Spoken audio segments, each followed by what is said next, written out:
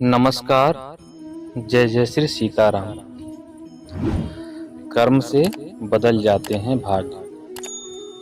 प्रकृति ऋषि का रोज का नियम था कि वह नगर से दूर जंगलों में स्थित शिव मंदिर में भगवान भोलेनाथ जी की पूजा में लीन रहते थे। कई वर्षों से यह उनका अखंड नियम था। उसी जंगल में नास्तिक डाकू अस्तिमाल का डेरा था। अस्तिमाल का भय आसपास के क्षेत्र में व्याप्त था। अस्तिमाल बड़ा नास्तिक था। वह मंदिरों में भी चोरी डाका से नहीं चूकता था। एक दिन की बात है, अस्तिमाल की नजर प्रकृति ऋषि पर पड़ी।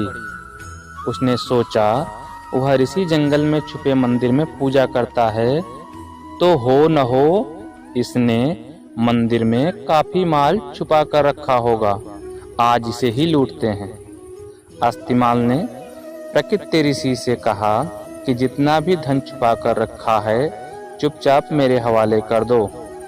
ऋषि उसे देखकर तनिक भी विचलित हुए बिना बोले, कैसा धन? मैं तो यहाँ बिना किसी लोभ के पूजा को चला आता हूँ। डाकू को उनकी बातों पर विश्वास नहीं हुआ। उसने क्रोध में ऋषि प्रकृति को जोर से धक्का मारा।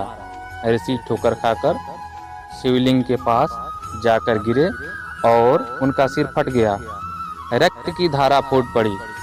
इसी बीच आश्चर्य यह हुआ कि ऋषि प्रकृति के गिरने के फलस्वरूप शिवालय की छत से सोने की कुछ मोहरें अस्तिमाल के सामने गिरी। अस्तिमाल अट्टहास करते हुए बोला, तू ऋषि होकर झूठ बोलता है? झूठे ब्राह्मण, तू तो कहता था कि यहाँ कोई धन नहीं, फिर ये सोने के सिक्के कहाँ से गिरे? अब अगर तूने मुझे सारे धन का पता नहीं बताया तो मैं यहीं पटक पटक कर तेरे प्राण ले लूंगा। प्रकृति ऋषि करुणा में भरकर दुखी मन से बोले, हे शिव जी, मैंने पूरा जीवन आपकी सेवा में, आपकी पूजा में समर्पित कर दिया है, फिर ये कैसी विपत्ति आने पड़ी? हे भूत भावन भोलेनाथ जी, मेरी रक्षा कीजिए। जब भक्त सच्चे मन से पुकारे तो भला बाबा क्यों ना आए? महेश्वर तत्क्षण प्रकट हुए और ऋषि से कहा कि इस होनी के पीछे का कारण मैं तुम्हें बताता हूँ। यह डाकू पूर्व जन्म में एक ब्राह्मण ही था। इसने कई कल्पों तक मेरी भक्ति की, परंतु इससे प्रदोष के दिन एक भूल हो गई। यह पूरा दिन निराहार रहकर मेरी भक्ति करता रहा। दोपहर में जब इसे प्यास लगी तो यह जल पीने के लिए पास के ही सरोवर तक पहुंचा। संयोग से एक गाय का बछड़ा भी दिन भर का प्यासा वहीं पानी पीने आया। तब इसने उस बछड़े को कोहनी मारकर भगा दिया और स्वयं जल पिया। इसी कारण इस जन्म में यह डाकू हुआ। तुम पूर्व जन्म में मछुआरे थे। उसी सरोवर से मछलियां पकड़कर उन्हें बेचकर अपना जीवन यापन करते थे।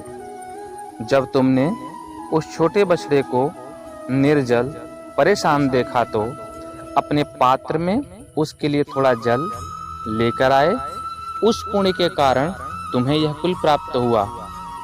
पिछले जन्मों के पुण्यों के कारण इसका आज राज तिलक होने वाला था, पर इसने इस जन्म में डाकू होते हुए न जाने कितने निरपराध लोगों को मारा एवं देवालयों में चोरियां की।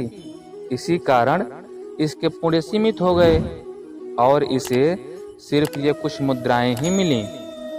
तुमने पिछले जन्म में अनगिनत मछलियों का शिकार किया, जिसके कारण आज का दिन तुम्हारी मृत्यु के लिए निश्चित था, पर इस जन्म में तुम्हारे संचित पुण्यों के कारण तुम्हें मृत्यु स्पर्श नहीं कर पाई और सिर्फ यह घाव देकर लौट गई। ईश्वर वह नहीं करते हैं जो हमें अच्छा लगता है, बल्कि ईश्वर वह करते हैं जो हमारे लिए सचमुच में अच्छा है। यदि आपके अच्छे कार्यों के परिणाम स्वरूप भी आपको कोई कष्ट प्राप्त हो रहा है तो समझिए कि इस तरह ईश्वर ने आपके बड़े कष्ट हर दिए।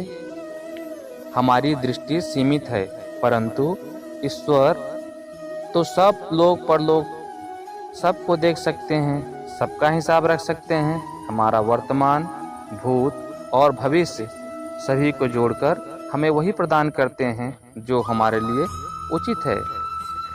इसीलिए कहा गया है, अवश्यमेव भोक्तव्यम कृतं कर्म शुभाशुभम। हमको अपने सभी अच्छे और बुरे कर्मों का परिणाम भोगना ही पड़ता है।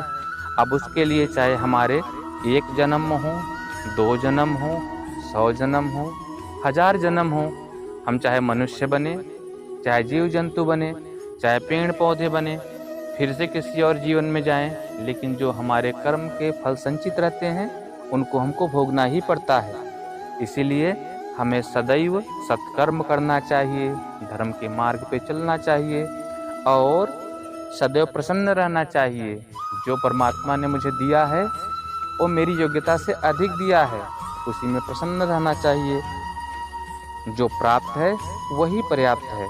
इसीलिए आज इस कहानी से हम इस बात को सीखते हैं कि परमात्मा ने जो हमें दिया है उतना मेरे लिए बहुत है, और संयम पूर्वक धर्म के रास्ते पर चलते हुए उसी में अपना जीवन यापन करना चाहिए और सदैव नारायण का चिंतन करते रहना चाहिए।